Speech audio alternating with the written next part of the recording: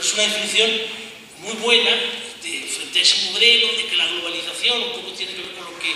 leías de Mayor Zaragoza, de bueno, pues todo ese modelo de que la caída del muro de Berlín iba a provocar una extensión de la democracia liberal, ya no iba a haber enemigos, ya no iba a haber conflictos, se iban a extender las capas medias, el bienestar podía ser para todos. Bueno, la idea de este tipo de globalización donde no hay derechos, donde no hay ningún tipo de garantía laboral. Esto tiene mucha importancia de cara al cambio que está muy bien detectado en el libro entre aquella sociedad de consumo que criticábamos a finales de los años 60, principios de los 70, pienso en el libro de París, Hombre y Naturaleza, o en libros posteriores como La crisis de la civilización nuclear, y la situación actual. Y ahí, evidentemente, es muy importante el problema del miedo. Es muy importante el problema del miedo, porque, claro, como explica París en el libro, el miedo ha tenido distintos papeles en la historia de Occidente. Hay el miedo a lo desconocido, el miedo que tratan de satisfacer las religiones en parte, el miedo que de alguna forma todos tenemos cuando buscamos un cobijo más amplio en alguna estructura colectiva, en la nación, en la región, en lo local. Pero hay un miedo que en un momento determinado, pues cuando Carlos París y yo en los años 80 teníamos toda aquella cantidad de debates sobre la militarización del pensamiento político, sobre la carrera de armamentos, pues fue el miedo a una segunda guerra nuclear, a una guerra después de la guerra mundial, que hubiera, pues lo de Hiroshima se pudiera extender, el miedo a la era del exterminismo. Pero como plantea muy bien París, después de la caída del muro, de alguna forma se fomenta otro miedo. Es otro miedo porque hay que buscar un nuevo enemigo. Entonces terminaba aquella frasecita de Fukuyama: será el nacionalismo irredento, serán formas fundamentalistas de religión, se va a incrementar. Como dice muy bien París, a partir del 11S, eso todavía entra en una ebullición mayor con todo el problema del terrorismo islámico, con la guerra de Irak, con la guerra de Afganistán. Pero hay también otro tipo de miedo que ha calado en nuestra sociedad, y es el miedo a perder lo que se había conseguido. Es ese miedo que en un momento determinado nos hace estar en una situación tan distinta a la de los años 60. En los años 60, y esa era la crítica de izquierda a la sociedad de consumo, se partía la idea,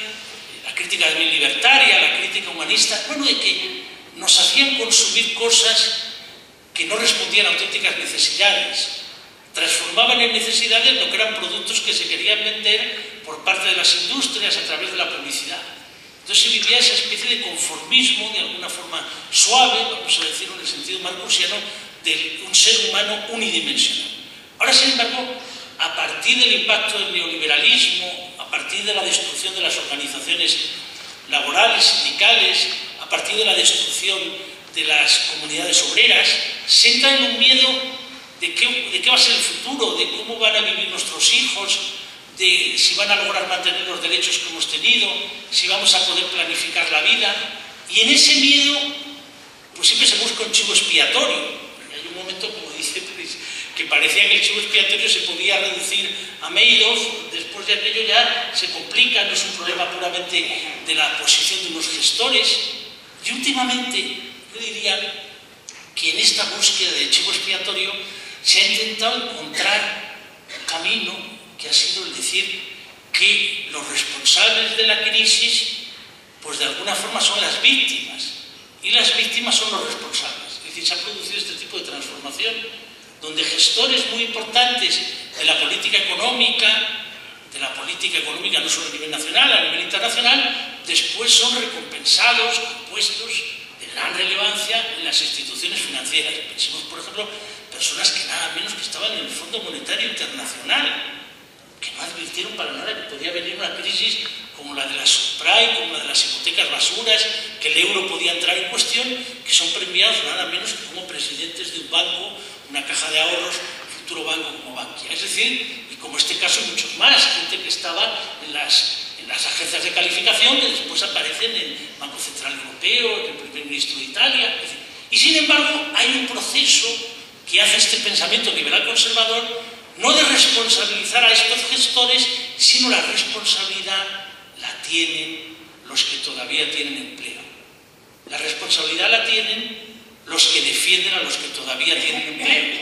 Porque los privilegiados no son los que están en la élite económico-financiera carretera y resulta que pasan de lo público a lo privado y de lo privado a lo público en una pasarela donde nadie les pide responsabilidad. No, los responsables son los sindicalistas que quieren defender los derechos de los trabajadores, porque estos tienen empleo y porque estos tienen una forma de actuar organizada, colectiva.